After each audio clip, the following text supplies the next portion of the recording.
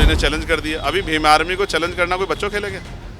Bhim army के लोग पढ़े लिखे समझदार लोग हैं, संवैधानिक मर्यादा में सारे काम करते हैं। मैंने कई बार समझाया है कि एक्शन का रिएक्शन होता है। किसी को ज़्यादा दबाने का काम करोगे तो कल वो आदमी डट के खड़ा हो जाएगा, फिर क्या करोगे? एटा में यही तो हुआ है, और एटा जैसी सिचुएशन कहीं और जगह बन सकती है। लोग हमसे कहते हैं कि आप कानून को नहीं मानते, संविधान को नहीं मानते, कई बार इस तरह की बातें कहते हैं कि आप आंदोलन करते हैं, सुप्रीम कोर्ट हाई कोर्ट को नहीं मानते। अब बताओ, हाई कोर्ट के चीफ जस्टिस का ऑर्डर नहीं माना जा रहा है? मैं स्पष्ट कह रहा हूँ, ये विचारधारा की लड़ाई है। इसमें कोई भी ब्राह्मण भी आ सकता है फेवर में, इसमें क्षत्रिय भी आ सकता है, इसमें वैश्य भी आ सकता है। ऐसा थोड़ा कि वो बाबू साहब खिलाफ है सब लोग। मैं बौद्धिस्टों को उनका अधिकार मिलना चाहिए, इस वक्त ड्यूटी एमसी एक्ट खत्म होना चाहिए। इसके लिए हम लोग कमर कस चुके हैं, ये हम करेंगे।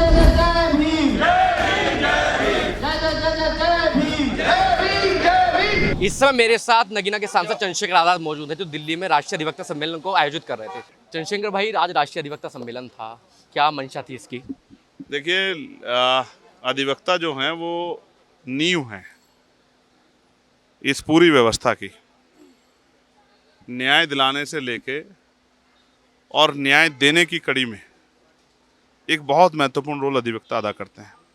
इनके कंधों पे संवैधानिक मूल्यों की जिम्मेदारी भी है और लोग गरीब कमज़ोरों को न्याय दिलाने की भी जिम्मेदारी इनके कंधों पे है। हमारी जो आज़ाद समाज पार्टी लीगल सेल है वो बहुत मेहनत कर रही है, लगातार वो लोगों को जोड़ने का काम कर रही है, और उन्होंने ही राष्ट्रीय अधिवेशन बुलाया था। कई प्रदेशों के लोग शामिल हुए, उत्तर प्रदेश से बहुत सारे अधिवक्ता शामिल हुए, बहुत सारे अधिवक्ता बहनें शामिल हुई।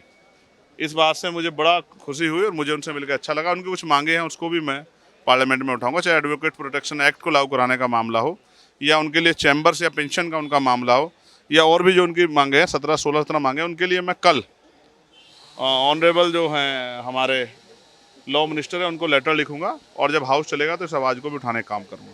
भाई, जो बोध गया में जो हो रहा है आज के समय, जो एटा में जो हुआ, उस पर आपके क्या विचार हैं? देखो, बोध गया में बौद्धिस्टों को उनका अधिकार मिलना चाहिए, इस वक्त ड्यूटी एमसी एक्ट खत्म होना चाहिए। इसके लिए हम लोग कमर कस चुके हैं, ये हम करेंगे। वहाँ बनते विनय जी को गिरफ्तार किया गया, वो इलीगल किया गया, उनको रिहा करना चाहिए बिना शर्त के। दूसरा,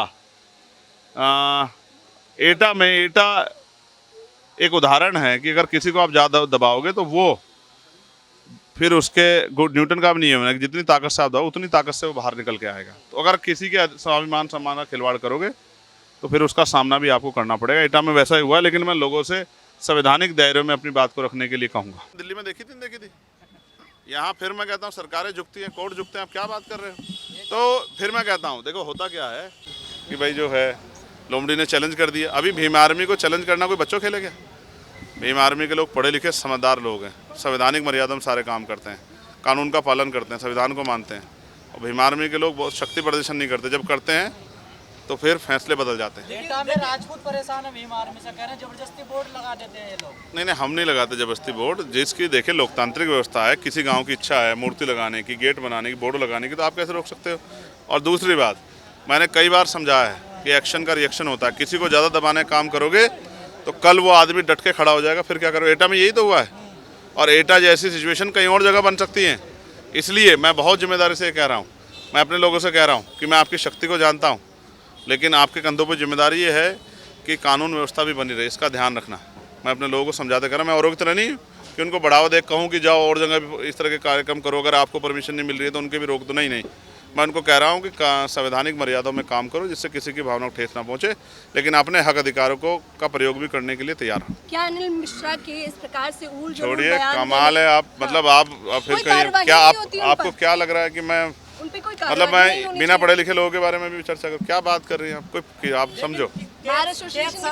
नहीं माने वो वकील। हाँ, ये सोचने का विषय है कि वो चीफ जस्टिस का ऑर्डर भी नहीं माने। देखो, अब आप समझो, ये सवाल महत्वपूर्ण है कि वहाँ के बार काउंसिल कुछ एडवोकेट वो चीफ जस्टिस मध्य प्रदेश का ऑर्डर भी नहीं मानते। इसका मतलब क्या है? लोग हमसे कहते हैं कि आप कानून को नहीं मानते, संविधान को नहीं मानते, कई बार इस तरह की बातें कहते हैं कि आप आंदोलन करते हैं, सुप्रीम कोर्ट हाई कोर्ट को नहीं मानते। अब बताओ, हाई कोर्ट के चीफ जस्टिस का ऑर्डर नहीं माना जा रहा है, तो इसका मतलब समझते हैं? इसका मतलब वो वकील जो हैं वो संविधान में, न्यायपालिका में विश्वास ही नहीं रखते हैं वो, और इनके मन की इनकी सोच जो बाहर आ रही है, हमें सचेत हो। ब्राह्मण मूर्ति के समर्थन में आगे लगवा। आप जाति पे जा रहे हो, मैं नहीं जा रहा हूँ। मैं विरोध कर रहे हैं, सब एक ही जाति के ना, सरनेम देखिए। मैं फिर कह रहा हूँ, आप ये मीडिया काम है कि वो लोगों को बताएं किस सरनेम के। मैं इंसानियत को मानने वाला व्यक्ति हूँ। मैं डॉक्टर बाबा साहब अम्बेडकर को मानने वाला, फूले साहू पेरियार को मानने वाला, सतगुरु रविदास जी को, भगवान बुद्ध, कबीर जी को, नानक देव को मानने वाला। मैं जातियों पे नहीं जाता। मैं स्पष्ट कह रहा हूँ, ये विचारधारा की लड़ाई है। इसमें कोई भी ब्राह्मण भी आ सकता है फेवर में, इसमें क्षत्रिय भी आ सकता है, इसमें वैश्य भी आ सकता है। ऐसा थोड़ा कि वो बाबा साहब के खिलाफ है सब लोग। लेकिन आप समझो, बहुत बोलिए। वो महत्वपूर्ण ये है कि क्या जो लोग आ रहे हैं, इसका मतलब वो न्याय के सिद्धांत को, भारतीय संविधान में आस्था और विश्वास रखते हैं। और जो लोग नहीं आ रहे हैं, इसका मतलब वो भारतीय संविधान में आस्था विश्वास, न्याय में आस्था विश्वास नहीं रखते हैं। स्पष्ट हो गया ना। लेकिन सर अब तक सवाल ये था लेकिन कि चंद लोगों की वजह से पूरे समाज पे तो नहीं मैं कह सकता हूँ। अब ये कह रहे हैं ना कि उसी समाज के और लोग भी आ रहे हैं, वो समर्थन भी है। तो मैं फिर कहता हूँ, मेरा देखने सोचने का तरीका डॉक्टर बाबा साहब अम्बेडकर के विचारों के आधार पर है। जो जैसा करेगा उसको वैसा ही समाज हो देगा। मैं तो कहता हूँ, अभी उन्होंने, हमारे लोगों ने, भीमार्मी के लोगों ने मीटिंग करके कहा कि जो लोग इस आंदोलन के खिलाफ है, जो बाबा साहब की मूर्ति लगने दे रहे हैं, अगर ये भविष्य में किसी भी चुनाव को लड़ने आए तो इनको चुनाव में जबरदस्त शिकस्त देके भेजना है। तो लोकतंत्र में हमारे पास शक्ति है ना। लगातार जो है उनकी रिहाई के लिए और BTMC एक्ट खत्म कराने के लिए धरने बैठने काम कर रही है। और हो सकता है हमारा जो इस बार राष्ट्रीय दिवस है ना 21 जुलाई का, वो बोध गया में ही हो, क्योंकि हमेशा उसमें लाखों लोग इकट्ठा होते हैं।